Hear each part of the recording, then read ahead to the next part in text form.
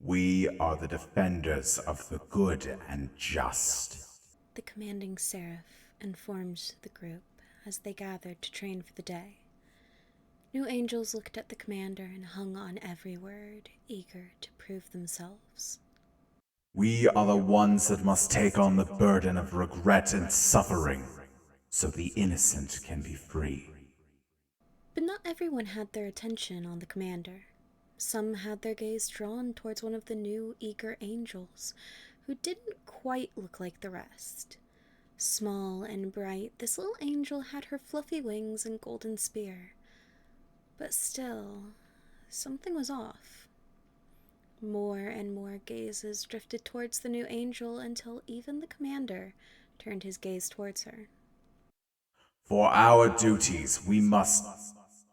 The commander grew silent, and his hold on his spear tightened as he narrowed his eyes at the little angel. You there, explain yourself. He demanded, as he glided down to stand over her. If you're a spy, you're not a very good one. The little angel pointed a sharp claw at herself and tilted her head in confusion. Are you talking to me, sir? She questioned. Why would I be a spy? I was created for this purpose. I wouldn't know what to spy for. The commander takes his finger and taps against the horn-like protrusions emerging from her head. At one angle, the horns might look like a strange type of halo, but compared to the floating golden rings and rays around the heads of other angels, the dark pink horns were a far cry from forming a halo with their disjointed nature. You look more like an imp than an angel. He went on. Your wings may be like ours, but your hands are claws, and your halo, horns. Until the High Seraphs can pass judgment, you are forbidden from participating in training. I will not train a spy. The little angel didn't know what to say. What could she even do in that moment? Her commander gave an order and she must obey. She bowed her head in compliance and turned away from the training grounds with her spear, heading back to the barracks. Was she really not an angel? Was she a spy? All she had known was the celestial hall of warriors and wardens. All she knew was to defend the meek and innocent. But maybe something went wrong. Maybe she wasn't meant for this role. She looked in a mirror and saw the small imp-like body, the long, dull, pink claws and horns, the spade-shaped point of her tail. But she still looked like an angel. She had the white wings and golden eyes. She had a softness that came from being a champion of good. She pressed her hand to the mirror, touching the hand of her reflection.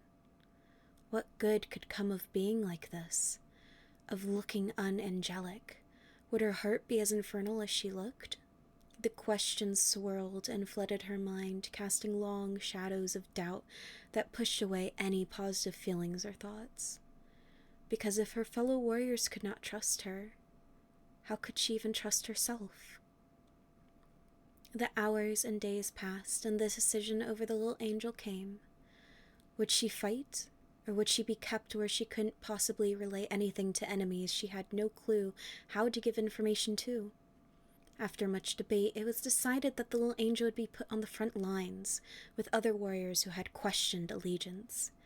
Angels who were near falling, ascended fiends, cherubs with infernal blood, the lambs offered to save the true warriors from being slaughtered. Lives offered in service of sparing the innocent of regret and suffering. That is how they deemed it. That is how they decided to look upon her life, an offering, a sacrifice for the greater good, so that the greater divine may look upon all the wardens of light and show favor. What a cruel fate, the little angel murmured as she sat in front of her mirror. Yet, still, time continued to move, and she still had a duty to those she existed for. She still believed in the light she was created to guard. She still believed in the innocent mortals and beings she was born to ensure could be good and happy. Even if she had to suffer, she could not bear considering allowing others to experience the same simply because she was set upon the altar for the next sacrifice. She had decided, even before the sentence, that she would accept this fate and willingly let the gold flow into waiting palms. So she trained and trained, waiting for her turn to be sent to battle, never relaxing and never taking a break. Perhaps, even just a little bit, spite kept her desperate to survive, and she would go beyond in order to survive this death sentence. One day training, she was approached by her squad leader, Lily. It had always baffled the little angel how Lily could be in the sacrificial unit. What made Lily different from the true angels?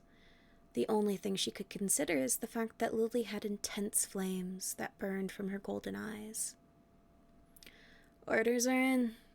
You're going to be going to your first battle soon," Lily informed the little angel. Something heavy settled in the pit of the little angel's stomach. She didn't feel ready. What if she wasn't strong enough? Lily seemed to notice the uncertainty on the little angel's face and looked at her for a moment. "You know, they send us to this unit because they want to get rid of us. But most of us have managed to survive," Lily began quietly, as if sharing a secret. "You want to know why? It's not because of spite or intense training. It's because we use what makes us different from the other angels to fight and win. You could use your claws and your tail when your spear might fail. The world will always be making us feel like we have a disadvantage. But if we find something that makes us special, we can use it to make a difference." The words left the little angel feeling lighter than she had since her creation, and she felt the shackles of her sentence lift just a little bit. Perhaps she would be able to survive and keep fighting for the good of this world. Even now, perhaps the little angel is using those claws and her spear to fight for the light of this world. Perhaps her story still continues, waiting for travelers to discover and share, so all can learn from her tale.